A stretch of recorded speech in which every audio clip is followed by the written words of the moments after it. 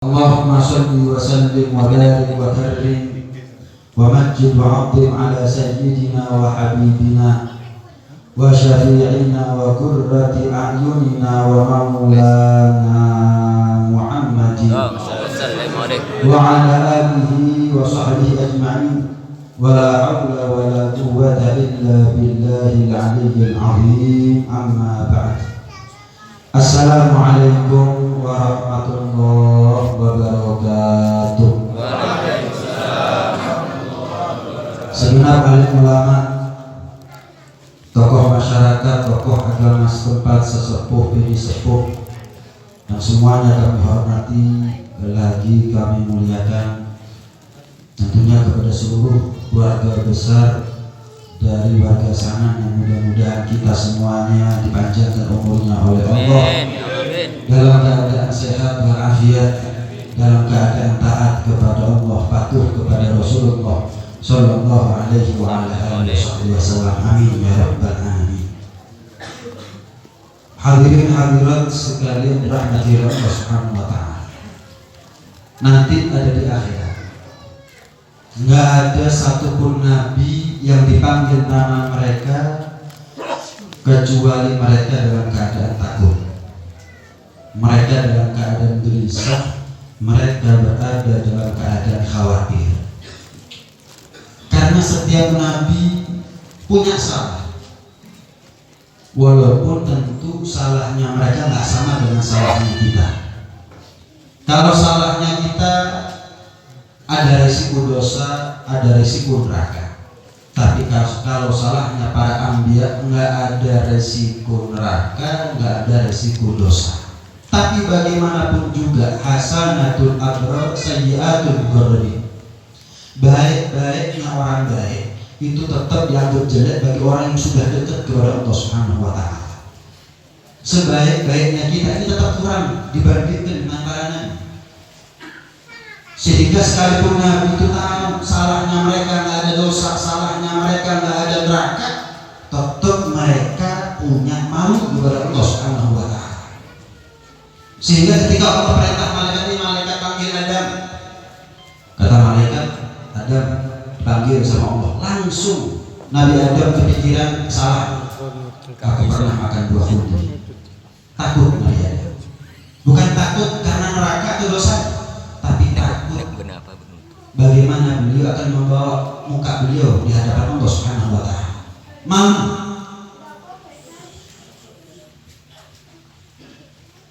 Malaikat panggil Musa.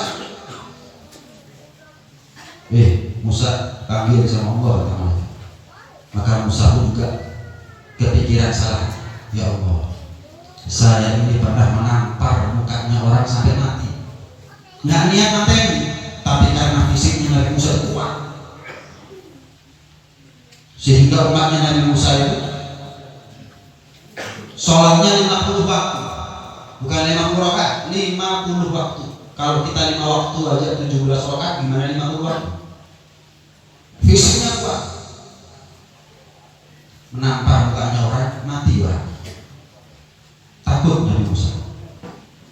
Malaikat panggil Sulaiman, Sulaiman panggil sama Allah. Kepikiran Nabi Sulaiman, kenapa? Nabi yang paling kaya, otomatis hisabnya yang paling lama. Min aina akhradah wa fima anfa'. Dari mana kamu dapat dan kamu gunakan untuk apa? Harta kamu dapat dari mana dan harta kamu gunakan untuk apa? Nabi Ibrahim panggil, takut. Kenapa? Beliau pernah berbohong. Wah, semua nabi ketika mereka dipanggil oleh Allah Subhanahu wa taala, pasti mereka menghadap kepada Allah dengan kegelisahan dan kekhawatiran. Sampai Nabi Daud alaihissalam, malaikat panggil Daud, Daud panggil sama Allah. Kepikiran Nabi Daud. Kenapa? Karena Nabi Daud itu bojone 100, istrinya 100. Kalau boleh cerita sedikit, Nabi Daud itu punya 99 istri sebelumnya. Bilalah satu di antara prajuritnya punya istri-istrinya cantik, bojone aja. Nggak lama kemudian terjadi perang. Nabi Daud sebagai raja memerintahkan prajurit semuanya untuk berangkat prajurit mati tak rapi itu.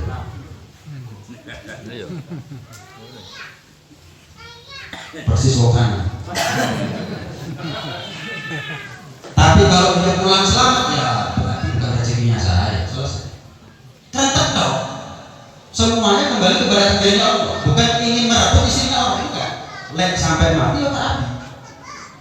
Lek enggak, ya berarti rezeki dia. Enggak boleh. Cuma turun malaikat. Dua malaikat menjelma menjadi manusia. Datang kepada Nabi Daud. Nggak tahu Nabi Daud kalau yang datang ini malaikat. Rupa manusia. Wahai raja, Nabi Daud itu raja. Wahai raja, saya datang kepada anda sekarang ini dalam rangka mengadukan satu perkara. Mengadukan satu perkara. Coba buahnya nanti aja. Nanti ceramahnya dulu. Nanti aja biar khusyuk. Nah, nanti akhirnya biar konsentrasinya nggak ngerti ceritanya di Daud. Memang ini bagus ceritanya. Lanjut apa nggak? Turun ke malaikat menjelma menjadi manusia. Nabi Daud nggak tahu kalau mereka adalah manusia. Nggak tahu kalau mereka adalah malaikat. Wahai raja, kami datang sekarang dengan mengadukan satu perkara. Apa itu? Ini loh Tuhan. Apa hukumnya fulan? Dia ini sudah punya 99 kambing. Saya cuma punya satu. Saya diumur ya dari.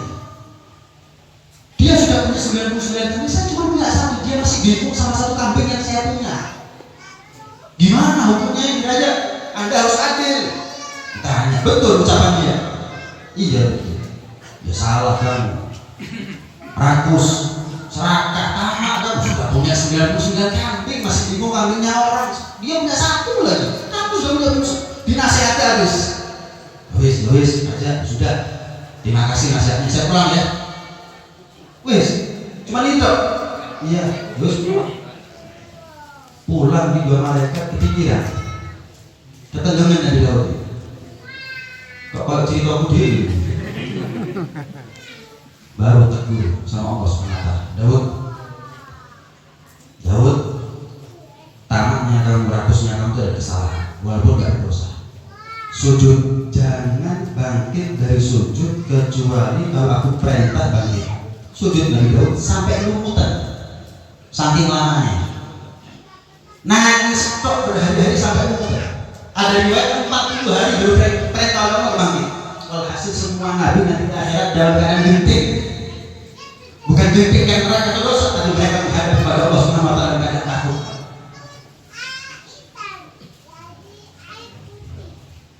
Kemudian ya, makanya para nabi itu nggak punya kesempatan untuk mikirin umatnya masing-masing. Ketika semua umatnya, Nabi Adam selamatkan aku, Nabi Musa selamatkan aku, Nabi Daud selamatkan aku, Nabi Sulaiman selamatkan aku, Nabi Ibrahim selamatkan. Mereka hanya bisa mengatakan nafsi urusan aku jadi urusan.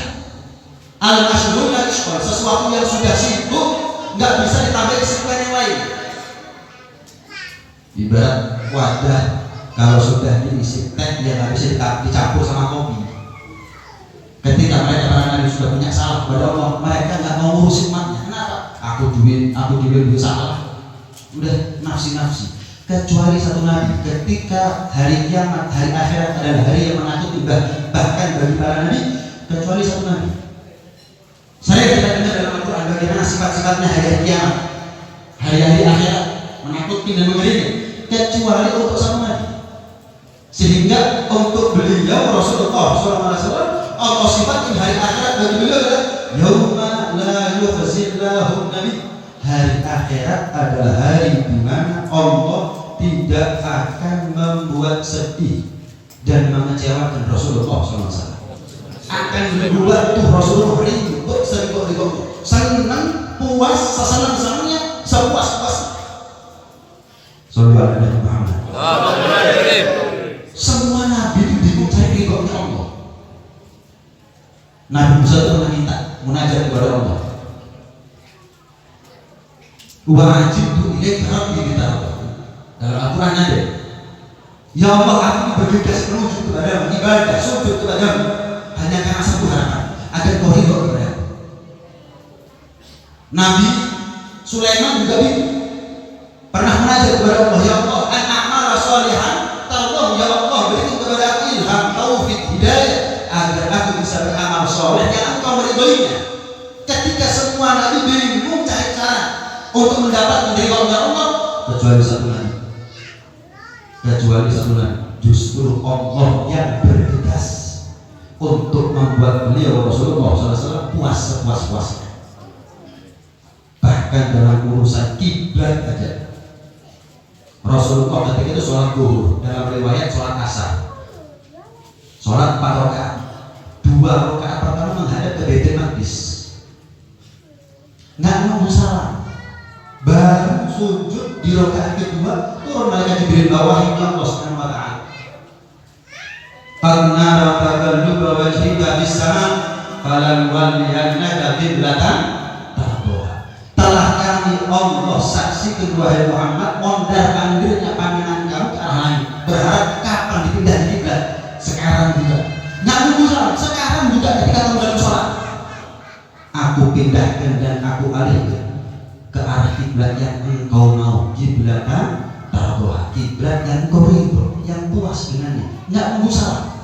Ketika sampai kabar ini kepada Siti Aisyah radhiyallahu anha, beliau mengatakan, ya Rasulullah, ma ara rabbak illa yusari' fi ridha. Ya Rasulullah, tidak aku melihat Tuhanmu kecuali dalam keadaan cepat-cepatan untuk memuaskan dirimu. Kan bisa Allah menentukan setelah salam misalnya, nanti sholat berikutnya baru ada Ka'bah. Enggak. Sehingga sholatnya beliau 4 rakaat, 2 rakaat menghadap ke Baitul Maqdis, 2 rakaat terakhir menghadap ke Ka'bah. Ketika semua nabi bingung cari cara untuk mendapat ridhonya Allah, hanya Rasulullah yang dikatakan wala sawfa yu'tika rabbuka fatarda, akan dibuat puas Rasulullah sallallahu alaihi wasallam. Ketika turun ayat wala sawfa yu'tika rabbuka fatarda, maka Rasulullah angkat tangan sambil bersumpah, idzan wallahi la arda wa wahidun min ummati dinna. Ya Allah, kau janji buat aku puas, ketahuilah demi Allah, demi nama Allah bersumpah, aku tidak puas satu saja di antara umat ada neraka ya Allah. Sallallahu alaihi Muhammad. Satu ada di antara umat neraka enggak ya Allah. La yauma la yukhzilahu. Hari akhirat adalah hari di mana Allah tidak akan membuat kecewa dan sedih Rasulullah SAW. Ay la yukhzihim fi ummati wa la yaruddu syafa'ah. Allah tidak akan membuat sedih Nabi dalam urusan apa? Pribadinya, keluarganya, sahabatnya, bukan, tapi semuanya termasuk apa yang berkaitan sama umatnya. Allah tidak akan membuat sedih Rasulullah apa-apa yang berkaitan dengan umatnya. Kira-kira kalau ada umatnya Nabi masuk neraka, Rasulullah sedih tidak? Sedih. Maka ketahuilah Allah tidak akan membuat Rasulullah sedih dengan cara masuk umat di neraka. Nah, itu janji Allah Subhanahu wa taala. Wala yaruddu syafa'atan, dan Allah tidak pernah sedikit pun menolak hak syafaatnya Rasulullah sallallahu alaihi wasallam. Pernah diceritakan nanti di hari akhirat semua nabi itu disediakan ruangan khusus. Ketika Rasulullah SAW sedang sibuk untuk mensyafaati umatnya satu-satu, ya, mensyafaati umatnya satu-satu, maka para anbiya disediakan ada di atas arsy ruangan khusus, ruang VVIP. Maka Nabi Adam nengok ke bawah, ada di antara umatnya beliau, anak cucu keturunan beliau, yang di antara mereka ada umatnya beliau, umatnya mungkin Nabi Idris, Nabi Nuh, Nabi Hud, Nabi Soleh sampai Nabi Isa, yang masuk surga, yang masuk neraka dia. Tapi kalau ada satu di antara umatnya Nabi Muhammad diseret sama malaikat Zabaniyah, malaikat penjaga neraka gara-gara dan terpisah, maka Nabi Adam spontan panggil nama Rasulullah SAW. Ya Ahmad, ya Ahmad. Nama Rasulullah di langit adalah Ahmad. Nama Rasulullah di bumi adalah Muhammad. Ya Ahmad, labbaika ya Abul Bashar, aku penuhi panggilanmu wahai kakek para manusia. Ada apa? Kalau tadi umatku, umatnya Idris, umatnya Nuh, umatnya Hud, umatnya Soleh sampai Nabi Isa, mereka masuk neraka, aku nggak panggil Ibrahim, aku nggak panggil Musa, aku nggak panggil Isa. Kenapa para umat mereka nggak bisa bantu umatnya? Mereka sendiri nggak usah sama Allah Subhanahu wa taala. Tapi ini satu-satunya hak syafaat hanya dari kita. tolong dia, bantu dia. Maka turun lagi. Ya ibadallah gitu. Hambanya Allah, para malaikat berhenti sebentar. Ini umat, aku punya urusan kepada Allah Subhanahu wa taala. Aku mau bela dia di hadapan Allah Subhanahu wa taala. Maka para malaikat mengatakan, nahnu qaumun la ya'sunallaha ma amarahum wa yaf'aluna ma yu'marun. Nabi sallallahu Muhammad tanpa mengurangi rasa hormat saya kepada Anda. Kami ini adalah kaum makhluk yang tidak pernah maksiat kepada Allah. Selagi Allah tidak merintahkan berhenti, kami tidak bisa berhenti. Tetap didorong. Maka bergegas Rasulullah SAW naik ke atas langit. Naik kepada Allah Subhanahu wa taala, lapor kepada Allah Subhanahu wa taala. Lapor. Ya Allah, Engkau sudah mengatakan wala sawfa yu'tika rabbuka fatarda. Dan Engkau sudah tahu, aku sudah pernah bersumpah, aku tidak ridho satu umatku masuk neraka, ada di dalam neraka. Sementara umatku sekarang bisa seret malaikat zabannya masuk neraka ya Allah. Maka para malaikat panggil sama Allah SWT. Malaikat, atiku Muhammad. Kalau sudah Muhammad ya kasih perintah itu sama seperti aku kasih perintah. Nurut. Maka dihisab oleh malaikat. Gagal dihisab. Dihisab untuk kedua kalinya gagal.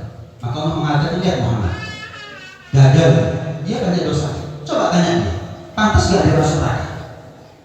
Gak ada orang masuk neraka merasa gak pantas masuk neraka, itu gak ada. Gak ada orang masuk neraka terus takut salahku yo bau buruk, gak ada.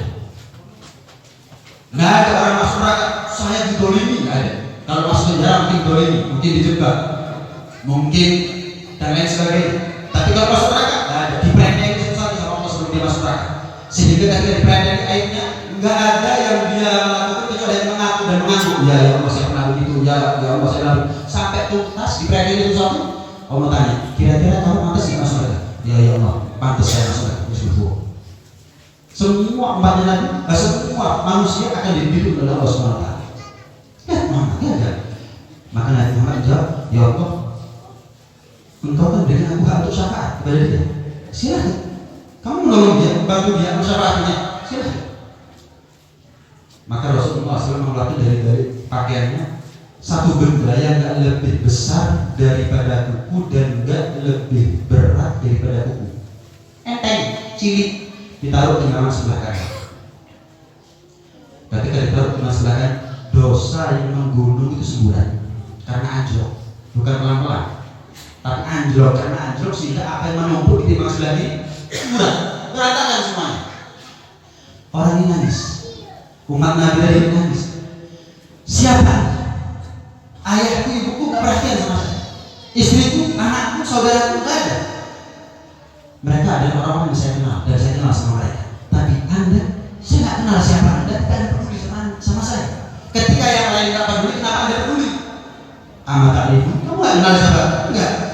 Ana Muhammad bin Abdullah dan Muhammad bin Abdullah, Rasulullah tambah nangis juga. Ya Rasulullah, kalau saya memang masuk neraka saya pantas bagaimana mengatakan tadi. Tapi apa alasan Anda menolong saya ya Rasulullah? Saya umat yang durhaka ya Rasul. Kalau saya masuk neraka pantas. Tapi Anda peduli sampai sebegini ya? Ketika yang lain peduli sama saya. Kenapa ya Rasul? Mungkin kamu lupa, tapi aku gak pernah lupa. Apa ya Rasul? Ketahuilah, kamu pernah seumur hidup sekali tak bersolat sama, tapi tak gini-gini.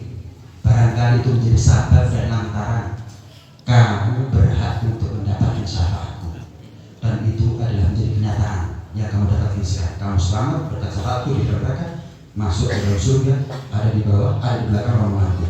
Sallallahu alaihi Muhammad. Ya, betapa sayangnya Rasulullah SAW kepada kita.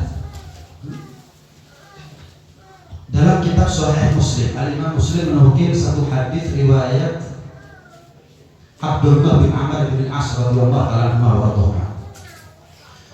Abdullah bin Amr bin As menceritakan Rasulullah pernah baca Quran. Ketika baca Quran sampailah beliau kepada ucapannya Nabi Isa alaihissalam. Beliau Nabi Isa menajat kepada in tu'adzibhum fa innahum ibaduk wa in taghfir lahum fa innaka antal azizul hakim. Ya Allah, umatku ini adalah hambamu. Jika engkau azab mereka, itu adalah hakmu. Tapi jika engkau ampuni mereka, maka engkau adalah zat yang maha bijaksana lagi maha mulia. Nangis Rasulullah, angkat tangan ke langit sambil bilang, Allahumma ummati ummati, ya Allah umatku, ya Allah umatku. Baca Quran lagi sampailah kepada munajat Nabi Ibrahim. Faman tabi'ani fa innahu minni wa inta wa man asani fa innaka ghafurur rahim. Ya Allah, siapa yang taat kepadaku, mengikuti kepada Nabi Ibrahim, dia adalah golonganku. Tapi siapa yang durhaka kepada aku, maka engkau adalah zat yang maha pengampun lagi maha penyayang. Lagi foto kedua kalinya Rasulullah angkat tangan langit sambil menangis bercucuran dan mata membahas di beliau, Allahumma ummati ummati, ya Allah umatku, ya Allah umatku. Maka perintah Jibril, coba tanya kasih Muhammad, Mayuki, apa yang buat dia nangis? Apa yang membuat dia nangis? Ditanya sama Jibril, apa yang buat engkau menangis ya Rasulullah? Umatku ya Jibril. Maka naik Jibril lapor kepada Allah Subhanahu wa Ta'ala. Jibril sampaikan kepada kekasihku Muhammad, Inni sa'udika fi ummatik wa nasuh. Aku Allah akan buat kamu ridho dan senang dalam urusan yang berkaitan sama umatmu, dan aku Allah tidak akan pernah menimpakan sedikit pun keburukan kepada kamu. Sallallahu alaihi Muhammad. Gak bisa dihitung berapa kali Rasulullah menangis demi kita, bahkan sebelum wujudnya kita. Pertanyaan saya, kapan kita nangis karena Rasulullah SAW? Bahkan jangan nangis sholawat aja, kalau nak kumpul seperti nggak sholawat. Coba kemarin ya 24 jam. Kapan telinga ini mendengar kisahnya Nabi? Kapan kemarin lisan kita bersolawat sama Nabi? Sholawat itu yang kita lakukan mentok kapan sholat. Kenapa? Karena wajib. Coba nggak wajib mungkin nggak sholat kita sama Nabi. Durhaka itu macam-macam. Kalau anak durhaka sama orang tuanya itu sudah dikatakan fatal. Gimana kalau seorang umat Nabi Muhammad durhaka kepada Nabi Muhammad? Dan siapa orang yang durhaka kepada Nabi Muhammad sudah cukup baiknya dikatakan sebagai hamba yang durhaka kepada Allah Subhanahu wa Ta'ala. Karena tidak ada seorang umat durhaka kepada Rasulullah kecuali dia sebagai hamba juga pasti durhaka kepada Allah Subhanahu wa Ta'ala. Kalau anak membalas jasanya orang tua itu nggak mungkin, maka bagaimana seorang umat Nabi Muhammad bisa membalas jasa daripada Rasulullah Sallallahu Alaihi Wasallam? Coba koreksi diri kita masing-masing. Mungkin kita lebih kenal artis, lebih kenal tokoh, lebih kenal kepada pejabat, lebih kenal kepada pemain bola daripada kenalnya kita kepada Rasulullah SAW. Kenalnya kita sama mereka nggak berubah nasibnya kita. Mereka untung gara-gara kita follow, kita like, kita subscribe. Mereka untung, kita tetap kehabisan pulsa. Nggak perlu. Tapi kalau kita follow, like, dan subscribe Rasulullah, siapa yang beruntung? Rasulullah. Cukup bagi Rasulullah ada sholawatnya Allah dan sholawatnya malaikat. Justru kalau kita selalu mengikuti dan menapakirasi bagaimana sejarahnya Nabi, kita yang mendapat keuntungan kebahagiaan dunia sampai akhirat lahir maupun batin. Rasulullah itu pernah ditawarkan oleh Allah Subhanahu wa Ta'ala satu tawaran yang tidak pernah Allah tawarkan kepada selain Rasulullah. Apa tawaran Allah kepada Rasulullah secara khusus?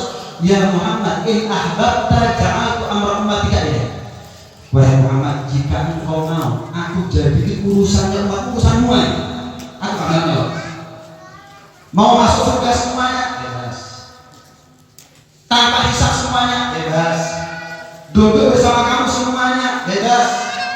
Aku nggak ikut-ikut. Wes, urusan umatku, urusannya kamu dah.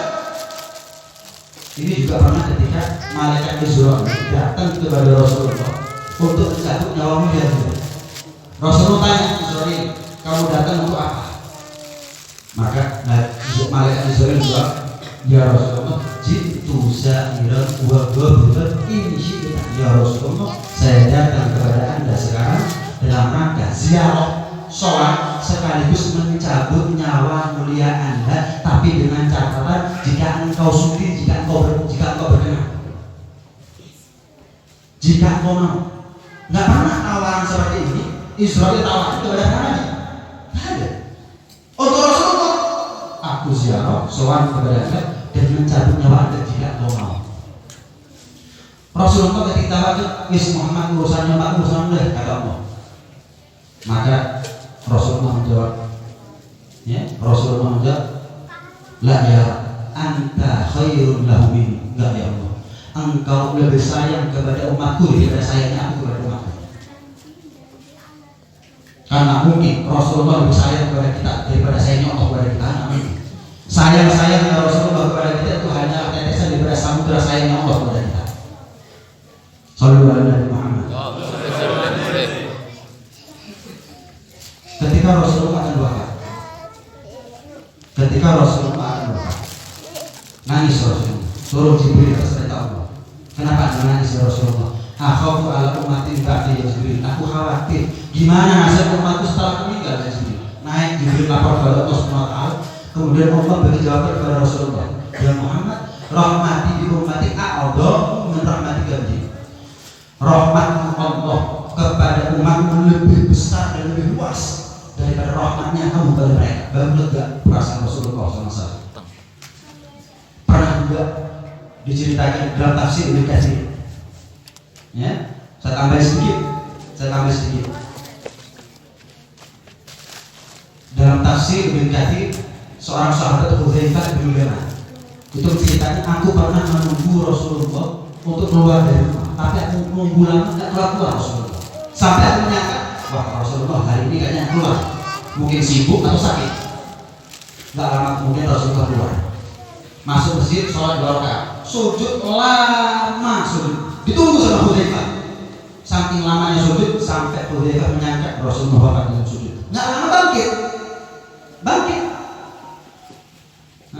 Rasulullah bangkit dari sujud, salah. Hudzaifah dipanggil, Hudzaifah sini. Tahu tak kamu kenapa aku lama sujud tadi? Enggak ya Rasul. Ketahuilah, Allah musyawarah sama. Musyawarah gimana ya Rasul? Allah mengatakan, ya Muhammad,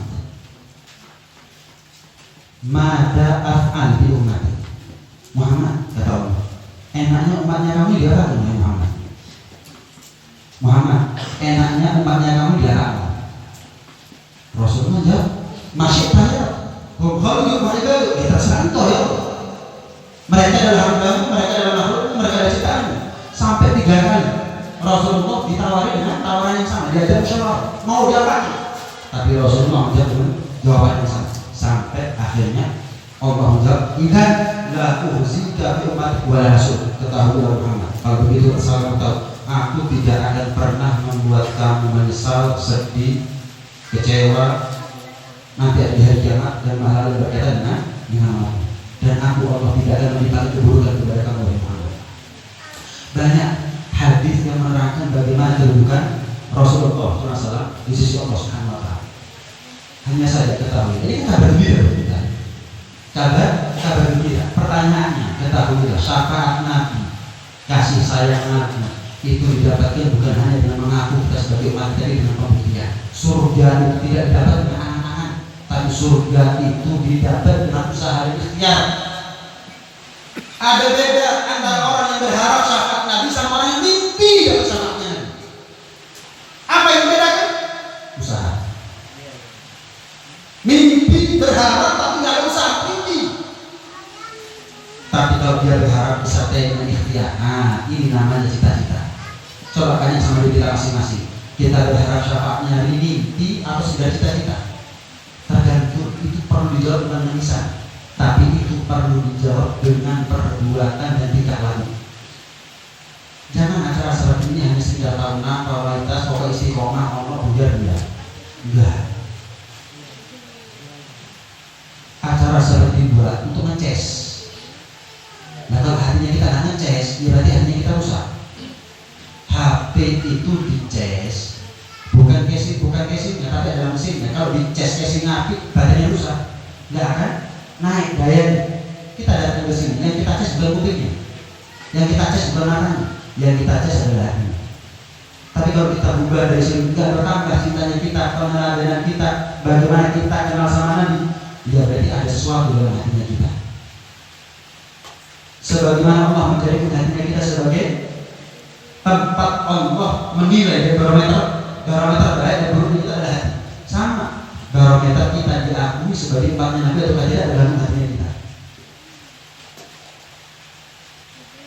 Mosok yang belajar sama yang belajar perbuatannya sama. Yang rugi bukan yang belajar, yang rugi yang belajar. Mosok orang yang kerja sama yang gak kerja, nganggur, isi dompetnya sama. Yang rugi yang kerja. Masa yang hadir maulid dengan yang gak hadir maulid perbuatannya sama, kenalnya sama Nabi sama-sama ini, niru nabinya sama-sama ini. Syafaat Nabi ibarat buah, sementara cintanya kita itu ibarat benih, tapi namanya benih beda-beda kualitasnya. Kapasitas benih yang kita punya dalam hati kita masing-masing berbeda-beda. Namanya benih perlu dirawat, dipupuk, diairi dan dijaga. Agar apa? Wow, berbuah. Syafaat itu buah. Benih sudah kita punya, tinggal kita pupuk, kita airi dan kita rawat. Dengan apa? Sebagaimana kita dulu sekarang. Orang tambah kenal, tambah cinta, tambah niru.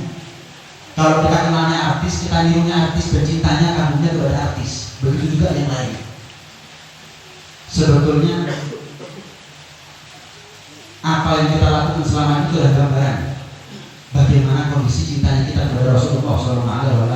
Kalau kita merasa duduk di sini itu nambah kenal sama Nabi, nambah cinta kepada Nabi, menambah hasrat kita untuk mengenal Nabi, ya jangan duduknya. Peringatannya setahun sekali, tapi untuk kenal Nabinya, mendengar kisah Nabi, untuk mupuk, untuk merawat, untuk mengairi benih cinta, ya jangan setahun sekali, selamati benih tadi. Jangan berbuah, mati benihnya. Maka hadir pengajian jangan hanya setahun sekali. Dengarkan kisahnya Nabi jangan hanya setahun sekali. Mosok kita lebih aktif di Twitter sama Facebook untuk mengetahui kabar dunia daripada Nabi Sallallahu Alaihi Wasallam. Memangnya mereka yang perhatian sama kita di akhirat? Enggak sama sekali. Kalau Nabi bersikup dengan urusannya masing-masing pada mereka. Cukup sibuk-sibukin diri kita, apa yang paling penting buat kita nanti di akhirat. Dan gak ada gandolan yang paling mantap kecuali gandolan sama Nabi Sallallahu Alaihi Wasallam. Gandolan sama beliau butuh kepada cinta, dan cinta butuh kepada pengenalan. Gandolan sama beliau butuh kepada niru, mengenal butuh kepada cinta, dan cinta itu butuh kepada kenal, dan kenal itu butuh kepada duduk di majelis ilmu. Karena itu hadirat yang hadir Allah Subhanahu Wa Taala sebetulnya diminta sama nasi justru 1 jam ya. Ini sudah kering saya. Dan saya masih ada salah di monologi.